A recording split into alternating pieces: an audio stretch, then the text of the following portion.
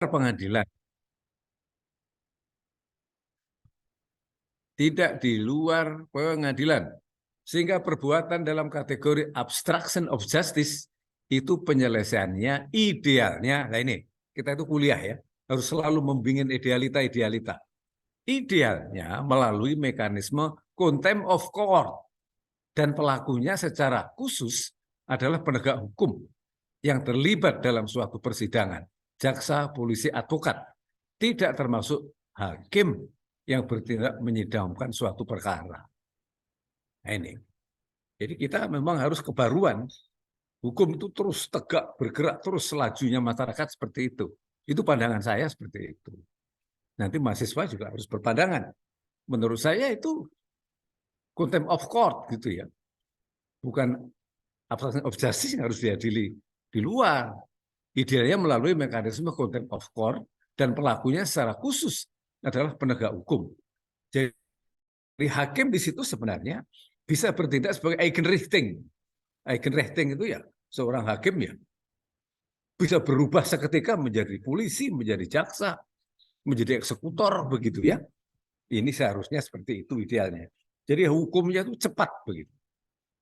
Kalau yang kita lihat kemarin advokat itu ditangkap, ditahan, dihukum, diadili, belit-belit berbelit gitu ya. Karena menggunakan konstruksi obstruction of justice dalam perspektif KUHP. Nah, seperti itu. Ini mulai harus kita pikirkan bersama-sama. Lanjut, Ref.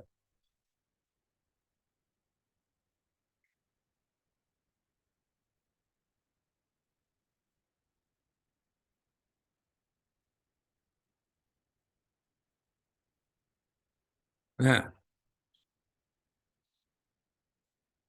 pasal tersebut saya terkait dengan locus delicti, tadi udah bla bla bla bla bla. Oke, oke. Oke. Pasal tersebut menurut saya terkait dengan locus delicti. Locus delicti itu tempat kejadian peristiwanya ya. Bersifat umum. Umum. Gitu, bersifat umum. Kalau yang saya bilang tadi kan harus khusus. Nah, bersifat umum artinya terhadap peristiwa pidananya, tempat kejadian perkaranya tidak secara absolut terjadi dalam sidang pengadilan, tetapi dapat terjadi dimanapun. Umum ya, umum kan dimanapun. Juga secara terbuka dan pelakunya dapat siapa saja, setiap orang dong. Nggak harus penegak hukum kan gitu maksudnya. Jadi tidak secara spesifik penegak hukum pasal tersebut bertujuan melindungi aparat penegak hukum dalam suatu proses penegakan hukum. Dari saat penyelidikan sampai dengan terjadinya pelimpahan perkara di pengadilan negeri.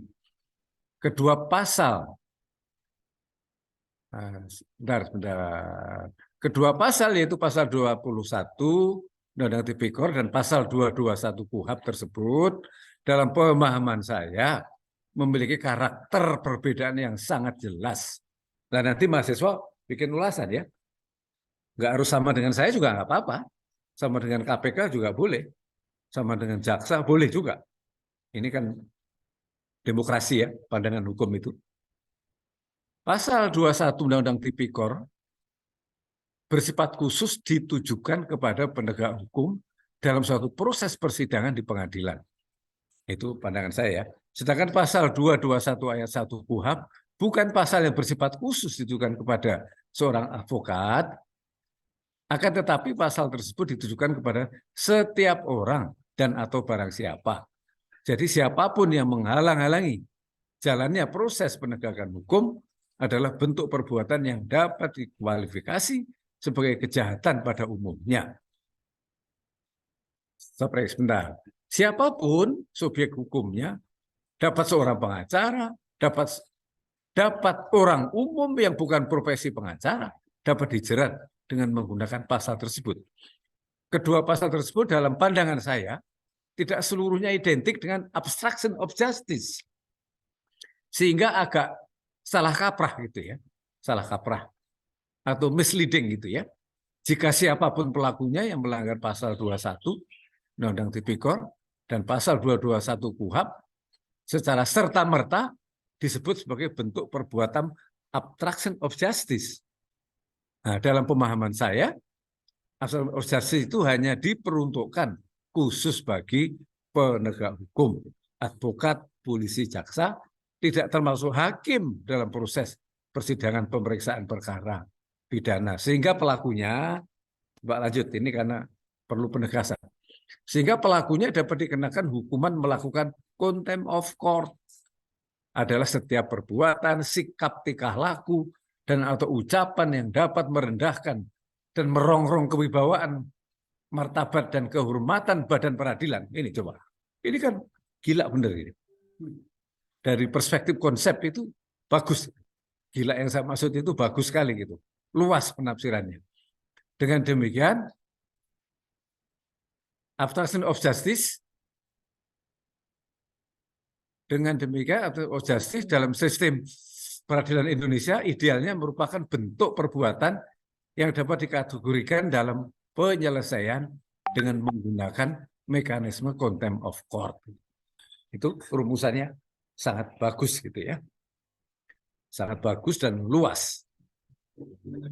Coba ke definisi dan implementasi. Stop. Secara normatif pengertian obstruction of justice dapat kita deskripsikan.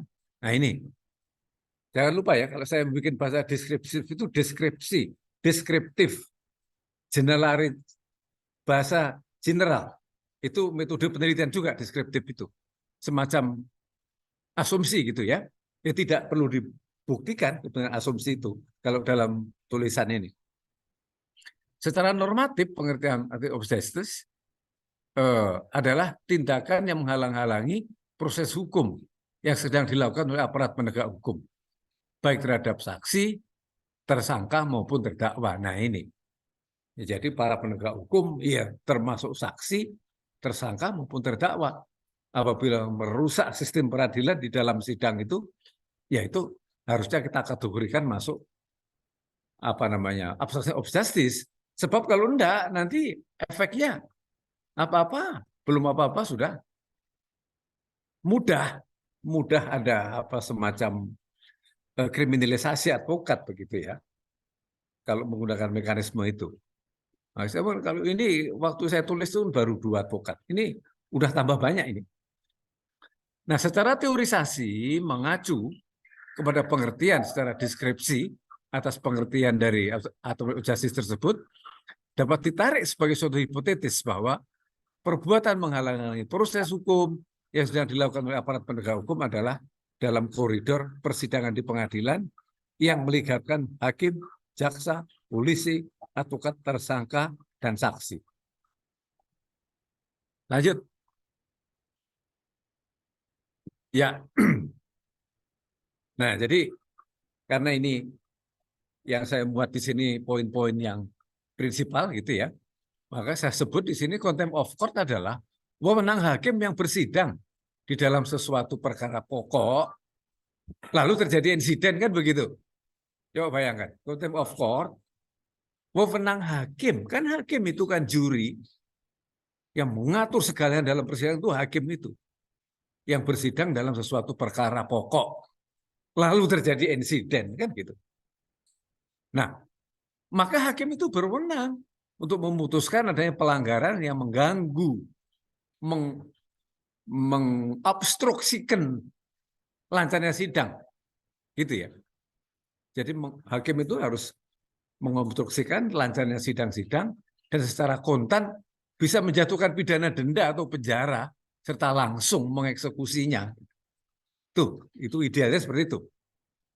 Misalnya begini, sebagai contoh ada advokat yang sudah rusak nama baiknya, berkali-kali dijatuhi hukuman disiplin oleh Bar Association, tetapi belum didisbar gitu ya, belum dipecat advokat itu.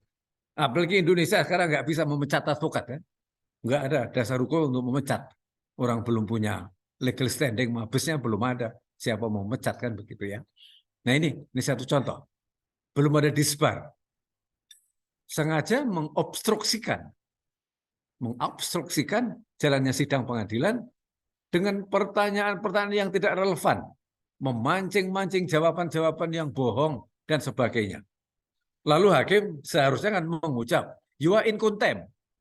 Saya hukum kamu dengan hukuman 7 hari penjara. Gitu loh. Harusnya itu gitu. Kemudian laksanakan hukuman ini.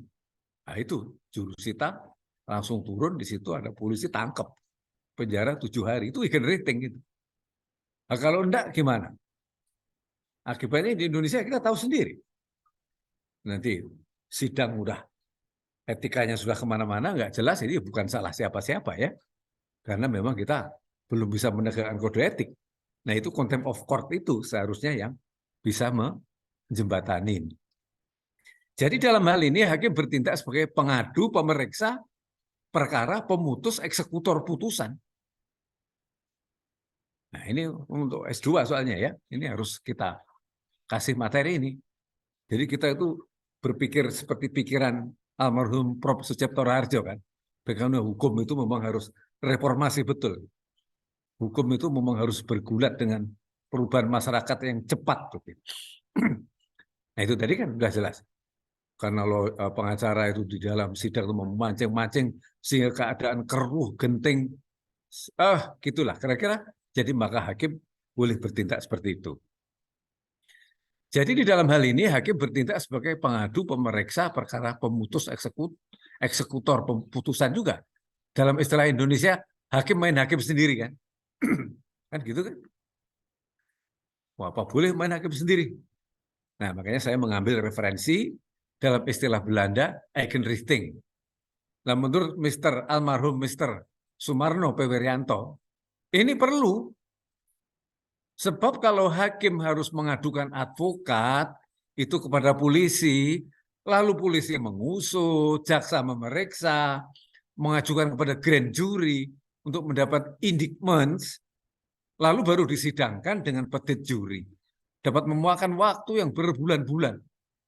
Sedang di dalam perkara pokok tidak boleh berhenti, dan di dalam waktu itu terdakwa menuntut tetap dibela oleh advokatnya yang sengaja tidak sopan itu.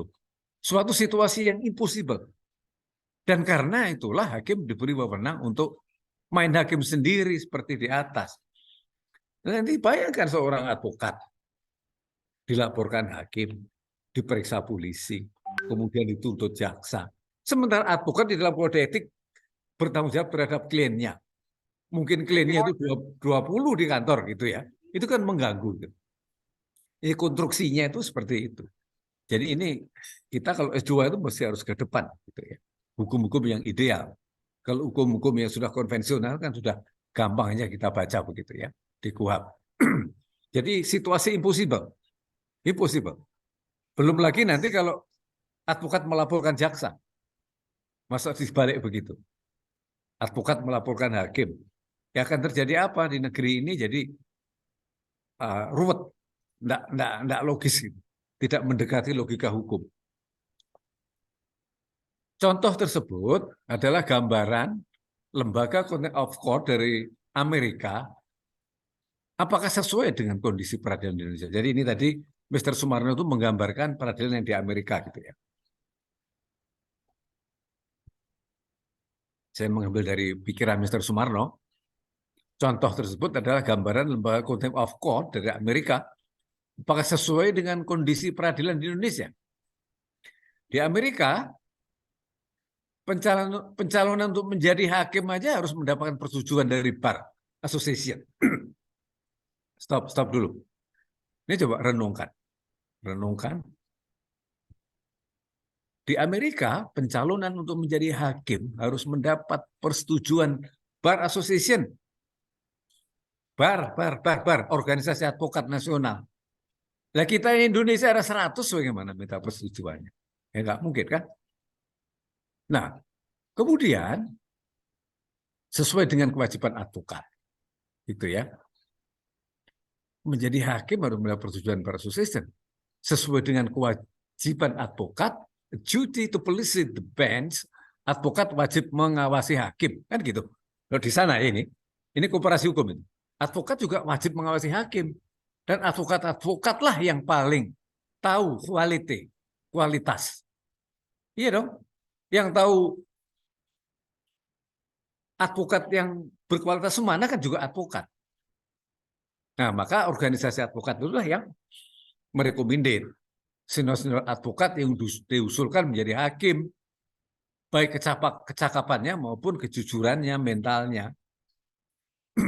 Coba nanti diriset lagi ya, tapi sepengetahuan saya juga di Inggris minimal 10 tahun menjadi advokat untuk menjadi hakim. Karena udah 10 tahun di Inggris praktek advokat kan, udah kita bayangkan pengalamannya ya. Maka kalau kita lihat di film-film itu, hakim di Eropa maupun Amerika, UK juga kan hampir sama itu kan, mirip-mirip. Nggak banyak bicara, tenang, banyak diam. Dan kalau di dalam perkara pidana, misalnya hakim sama advokat begitu kompaknya, kalau bertentangan langsung menghadap hakim di depan itu ya, itu konsultasi maksudnya. Bahkan kadang-kadang hakim itu mau memutuskan juga memberitahu, nanti saya akan putus begini. Objektifnya luar biasa. Seperti pertandingan badminton itu. Hakim nggak pegang raket gitu ya. Jangan sampai hakim itu kan juri ya. Kalau pegang raket itu bagaimana? Kalau permainan badminton hakim pegang raket. Siapa yang bisa mengembalikan smashnya hakim? Misalnya hakim membela pemain A, pemain B mau dibela tergantung hakim dong. Kalau hakim boleh memegang raket kan bahaya. Tidak mungkin bisa dikembalikan smashnya hakim itu. Tidak bisa dilawan karena dari atas kan jedok begitu. Ini filsafatnya seperti itu. Sementara di Indonesia belum memiliki bar association itu tadi. Sehingga bargaining position advokat di Indonesia sangat lemah. Berbeda dengan Amerika dan juga Jepang. Serta negara Eropa lainnya, bahkan Cina serta India semuanya sudah memiliki bar association. Indonesia secara normatif, kembali lagi kan, secara normatif sudah ada undang-undang advokat mengatur pasal 33, tapi ya lagi-lagi oleh pemerintah tidak dilaksanakan. Ketua MA yang dahulu sudah memerintahkan harus ada bar seperti di Amerika. Sudah keluar juga surat edaran dari Mahkamah Agung.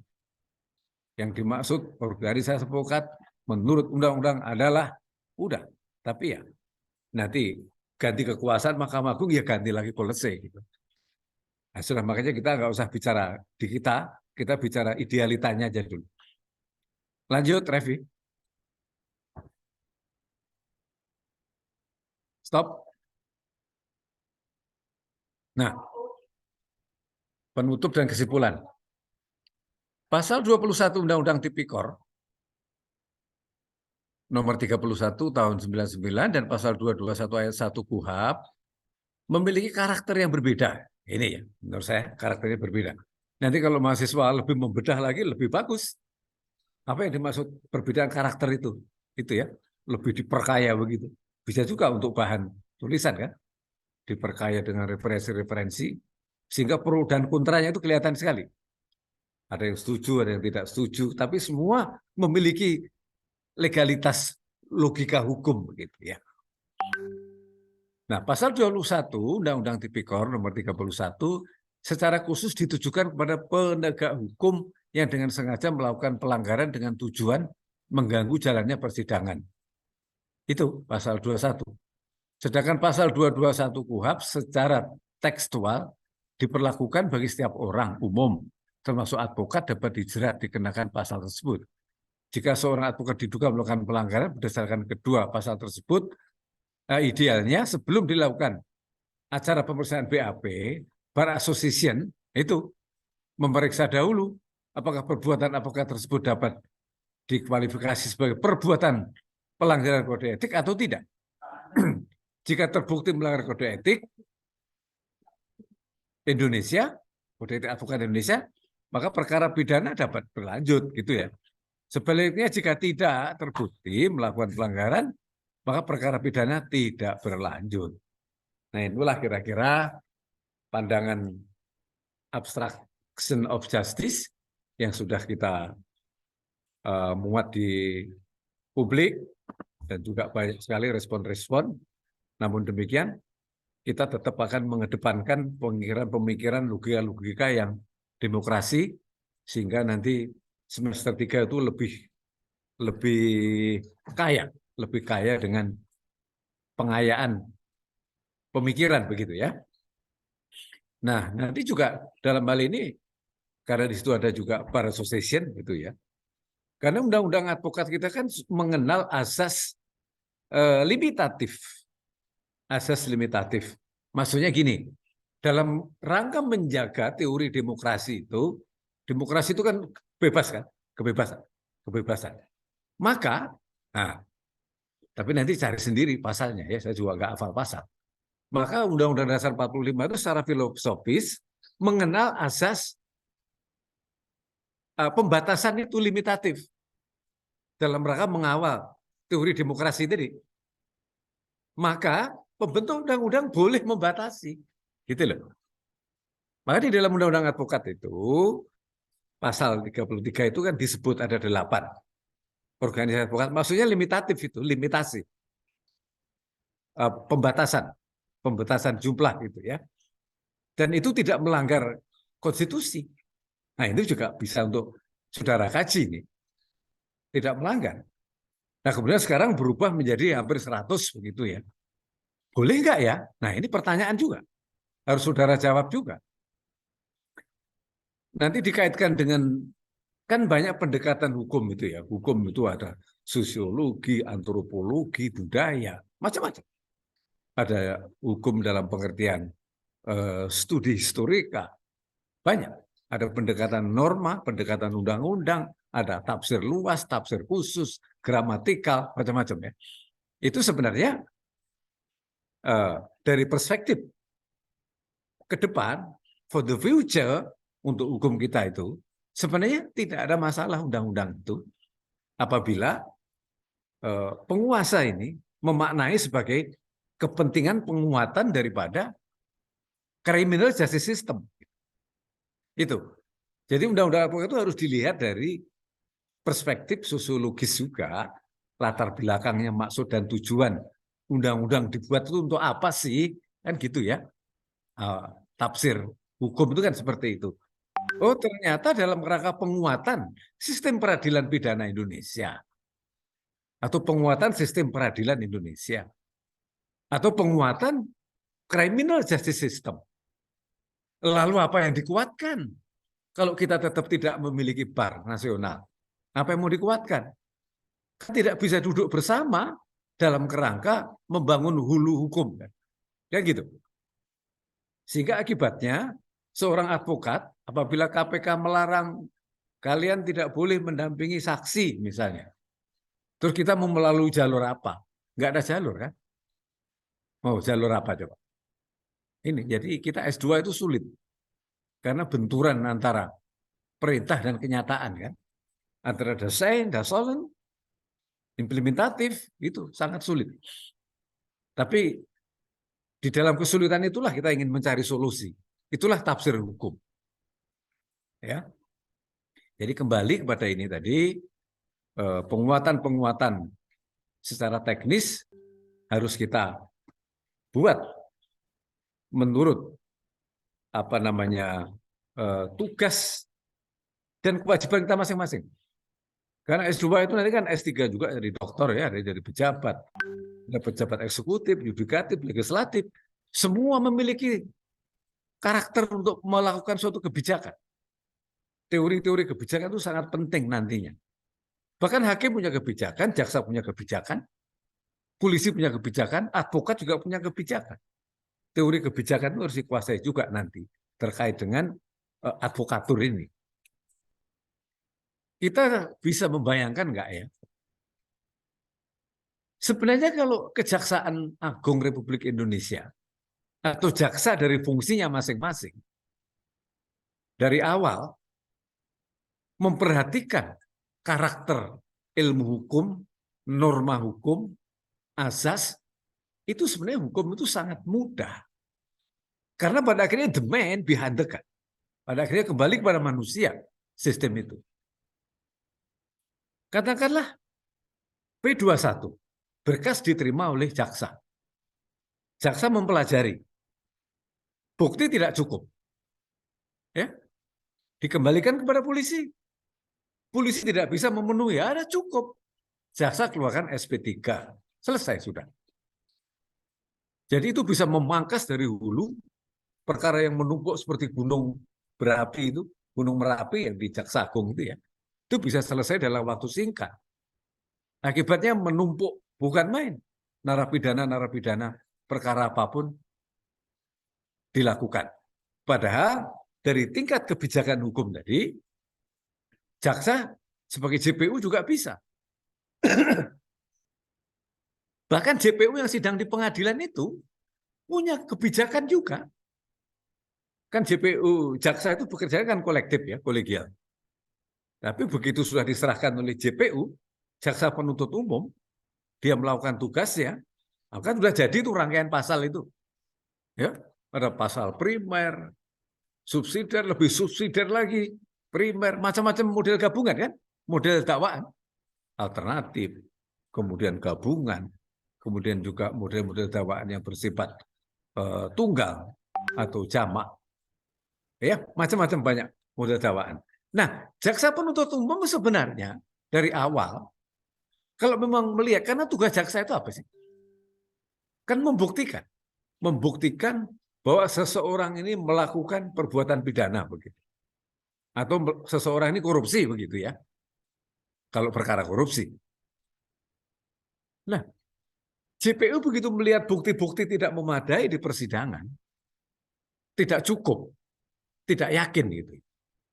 Ya cukup aja membuat kebijakan hukum, minta kepada hakim yang mulia, saya minta batalkan tuntutan primer karena buktinya nggak cukup. Kan enak. Hakim juga nggak capek, semua nggak capek. Ini kadang-kadang keadilan itu di Indonesia itu masih prosedur yang dikejar. Udah yang penting diputus, yang penting tak tuntut sekian, terserah hakim. Ya kan? Susah. Sense of belonging, rasa memiliki justice itu kemudian kan tergerus di situ ya. Itu yang harus kita maknai, sebab ini mahasiswa nanti kan potensi menjadi pejabat itu sangat tinggi gitu ya. Nah saya yang orang tua ini yang sudah kepala 6 kan harus memberikan pandangan-pandangan sesuai dengan apa yang saya rasakan, yang saya alami, teori yang saya baca. Sebenarnya, tapi saya sudah mempraktekkan sebenarnya juga kepada jaksa pada saat sebagai ahli maupun sebagai advokat, tapi nggak banyak. Saya kasih tahu pada jaksa, Pak Jaksa, tuntutan primer batalkan aja deh. Mohon pada hakim. Apa bisa? Ahli ya, gitu ya. Bisa saja. Karena buktinya coba mana? Mana coba? Ini tersangka koruptornya miskin. Katanya pejabat miskin, rumahnya BTN. Kemudian tidak ada uang yang kalian sita juga. Rumahnya juga tidak bisa disita, masih kredit. Apanya mau sita? Nggak ada uang yang masuk ke rekeningnya juga nggak ada.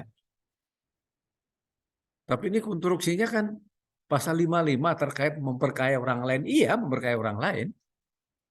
Tapi ketika ini dipandang memperkaya orang lain, kan bukti di pengadilan yang mana? Misalnya saya tanya gitu ya, ini untuk kita semua ini. Ya, akhirnya jaksa itu yakin.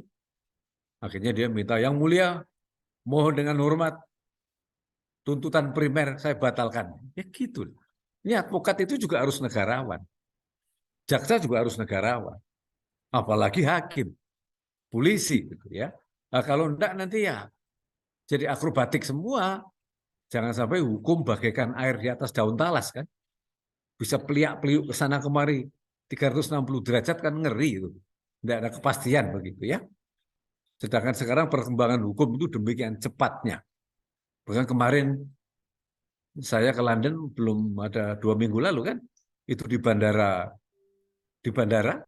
itu yang membersihkan bandara itu ya, biasanya OB itu ya, di Heathrow itu coba, bandaranya namanya Heathrow di sini. Itu udah robot semua, itu hukum semua itu, robot. Robotnya canggih, begitu ada kotoran sedikit sudah diambil, robotnya jalan begitu. Nah ini kan hukum harus mengikuti perkembangan itu, jangan sampai ketinggalan perkembangan ilmu dan teknologi. Nah kita kembalikan kepada materi kita advokatur ini, karena itu soal perilaku ya, advokat yang harus mensiasati perkembangan ini harus mulai desak juga itu jaksa. Begitu saudara bikin pledoi, tolong itu gugurkan itu dakwaan primer karena nggak ada itu, coba bukti yang mana gitu. Ya kita yang harus tidak dengan marah gitu ya, maksudnya harus dengan gentleman, harus dengan logika yang sabar, bahasanya yang bagus, karena advokat itu bahasanya harus bagus. Advokat itu tidak harus marah-marah begitu ya, diyakinkan. Dan kita yang harus ahli betul. Misalnya kita meyakinkan jaksa di dalam pembuktian, baik barang bukti, BB namanya barang bukti kan, dan alat bukti, semua yang terkait tidak ada bukti misalnya gitu ya, yang membuktikan bahwa klien saya itu koruptor. Udah, tolong. Ini tuntutan primer batalkan misalnya. Ya kemudian kan pasti ada tuntutan juga subsidiar juga kan. Jadi kan misalnya itu dikabulkan ini kan udah bagus, bagus dalam perspektif begini. Objektif. Objektif secara gentleman, negarawan, ilmiah, kita membangun sistem peradilan yang efisien, efektif gitu. Kalau enggak terus-menerus begini, cobalah. Waktu saya 3 tahun membina narapidana teroris khusus di LP, Lembaga Pemasyarakatan, tugas saya kan tiap saat belusukan di situ ya. Itu terlalu banyak apa namanya narapidana, perkara-perkara yang kecil-kecil juga digituin. Nah sekarang, alhamdulillah sekarang pemerintah, jaksa, polisi sudah mulai sadar, ada RJ juga ya, restoratif justice. Tapi itu tidak cukup. Kalau tidak diatasi dari hulunya tidak cukup, tidak cukup. Termasuk contempt of court tadi ya, harus kita maknai sebagai satu penguatan negara hukum kita. Nah, advokat ini sangat efektif dalam rangka mewarnai, mengisi penguatan negara hukum dengan fungsi-fungsi kita sebagai pembela. Nah, mungkin ini sudah jam 12.17. Saya nanti 12:30 ada janji untuk ketemu cucu, karena udah lama nggak ketemu. Jadi ini untuk sementara kuliah kita akhiri dulu. Kemudian tugasnya ya, Mas Revi. Siap, Hadir.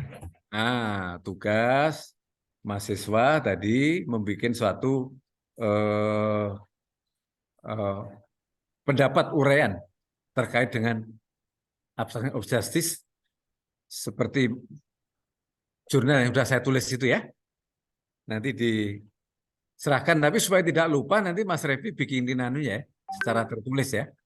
Baik, Hadir. Ya, disampaikan ke Japri juga, jangan hanya di grup WA.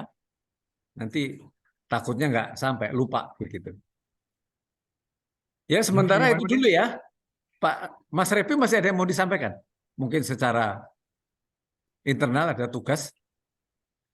Cukup, Hadir. Mungkin Repi minta didikte aja tugasnya bagaimana, Hadir?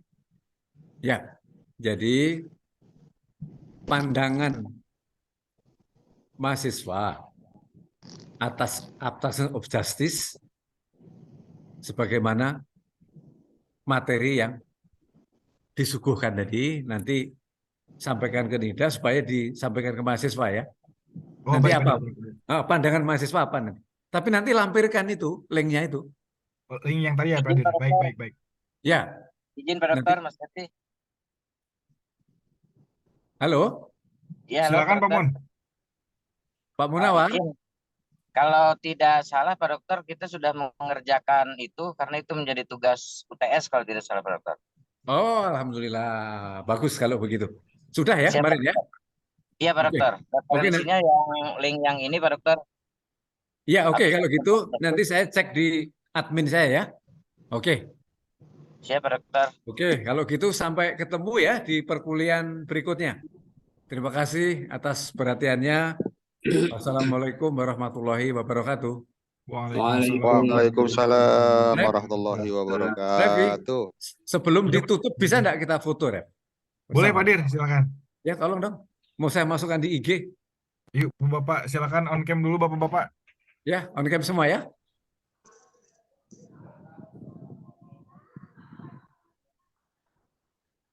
Nah, ini yang Rembang belum. Bu Ita, Muhammad Pak Indra. Wiwit, silakan. On Ya, cam dulu ya. Pak Haji Hmm. Rembang. Wita kemana Wita ini? Pak Ilman, silakan Pak.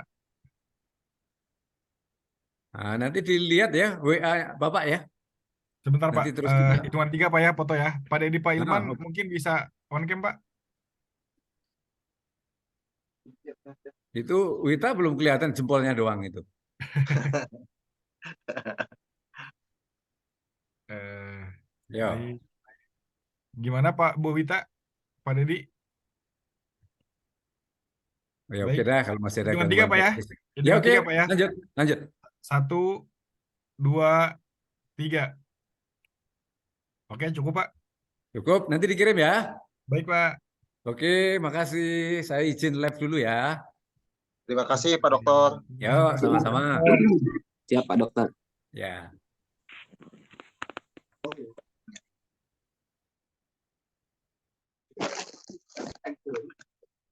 Terima kasih Pak Sutiono. Itu gitu. Terima kasih atas kekerbakannya Pak Wit. Kerebukannya. Awas tuh, jangan Terima menghalang-halangi kasih pandangan Pak orang. Dokter. Kapan kita makan lagi bareng Pak Iman? Ayo siap.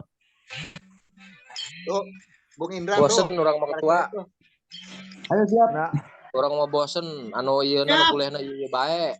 Bisa Pak. non kodek siap mah. Cau. Tuh, eta mah doang iya, doang cangkurileng.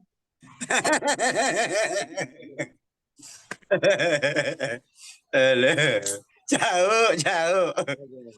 Eta mah terakhir deh nage. Aduh. Perlu diketahui SPP bayar woi, SPP bayar. Ih, atuh siap ketua. Selama masih ada Pak Wiwit mah aman. Eta utang lagi 240.000 kene eta. Buku kita bayar eta. Itu berarti itu menghalangi kehidupan manusia itu. Lebih-lebih dari obstruction of justice. Nggak bisa beli beras lah Tur.